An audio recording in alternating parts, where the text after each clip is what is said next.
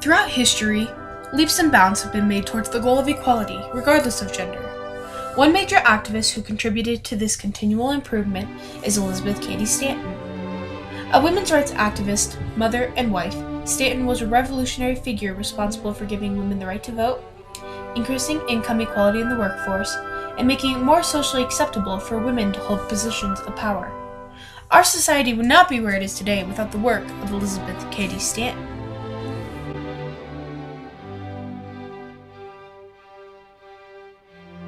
Elizabeth Cady Stanton was born on November 12, 1815 in Johnstown, New York. She was one of 6 surviving children and born to Daniel and Margaret Livingston Cady. Elizabeth's father, Daniel, was a very prominent lawyer, and her mother came from a wealthy and well-respected family. The Cadys were some of the most sophisticated and high-class people in the area. Elizabeth was one of the few girls at the time to receive an education. She graduated from Troy Female Seminary in 1833. She had a good and plentiful upbringing. However, she was constantly reminded that her father wanted a son instead. Elizabeth's interest in women's rights began by the influence of her cousin, Gerrit Smith, in 1832 after her graduation from school. In 1848, Elizabeth Cady Stanton and her companion, Lucretta Mott, hosted the first women's suffrage convention, which was attended by 300 people. Elizabeth and Susan B. Anthony, another revolutionary women's rights activist, were introduced to each other in Seneca Falls, New York in 1851, when both of them were in their 30s. They soon became friends and formed the Women's New York State Temperance Society, electing Elizabeth as their president in 1852. In 1854, the two began their campaign, with Elizabeth giving her address to the state legislature of New York. In the 1850s, Elizabeth Cady Stanton and Susan B. Anthony go through a decade-long phase of writing and presenting papers to the New York legislature regarding women's rights, equality and opportunity in the workforce, and voting. Stanton served as the leading voice and philosopher, while Susan B. Anthony was the powerhouse. Anthony and Stanton's efforts were a large contribution to the passing of the Married Women's Property Act in 1860, which stated that women were able to possess and earn money during marriage. Later in 1867, Elizabeth Cady Stanton and Susan B. Anthony began publishing Revolution, a monthly newspaper detailing events in women's rights and suffrage. In October of the same year, the two took on an extensive tour across the country, funded by a sponsor, George Francis Train. The tour began in Lawrence, Kansas, and ended in Leavenworth, Kansas. In 1871, Elizabeth Cady Stanton and Susan B. Anthony created the National Women's Suffrage Association as an organization to help them facilitate the fight for equality. In one of her most renowned speeches, The Solitude of Self, Elizabeth Cady Stanton says, "To throw obstacles in the way of a complete education is like putting out the eyes. To deny the rights of property is like cutting off the hands. To refuse political equality is to rob the ostracized of all self-respect, of credit in the marketplace, of recompense in the world of work, of a voice in choosing those who make and administer the law, a choice in the jury before whom they are tried, and in the judge who decides their punishment. Think of a woman's position, robbed of her natural rights, handicapped by law and custom at every turn, yet compelled to fight her own battles, and in the emergencies of life to fall back on only herself for protection." This was an especially moving speech because it showed Americans that the severity of the limits that were being placed on women were due to sexism. Elizabeth and Susan continued campaigning and touring the country together in their later years of collaboration, gaining more and more support as time went on. They also co-authored The History of Women's Rights, which was later established in 2 volumes. In Stanton's final year, she wrote the Women's Bible, which detailed her viewpoints toward inherently sexist Christianity.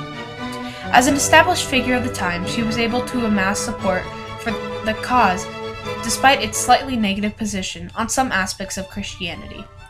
In 1895, Elizabeth became unable to give her speeches directly due to advancing medical conditions that made it hard for her to travel. The works that she published from home would enable her to continue to make a stance on common beliefs and challenge sexism. On October 26, 1902, Elizabeth Cady Stanton died of heart failure. She inspired millions to take a stand against common beliefs, and with it, changed the way that the world thought of women. She would be unable to see the many advancements towards equality that were made after her lifetime. Elizabeth Cady Stanton proved herself to be a great leader of the feminist movement, who changed the history of women's rights and established a legacy for herself by helping women gain the right to vote, decreased income discrepancies between genders in the workforce, and making it more socially acceptable for for women to have high-ranking positions. On August 28, 1920, women in the United States received the right to vote via the ratification of the 19th Amendment. This change was a crucial turning point because it represented that the eyes of the people and the government had changed.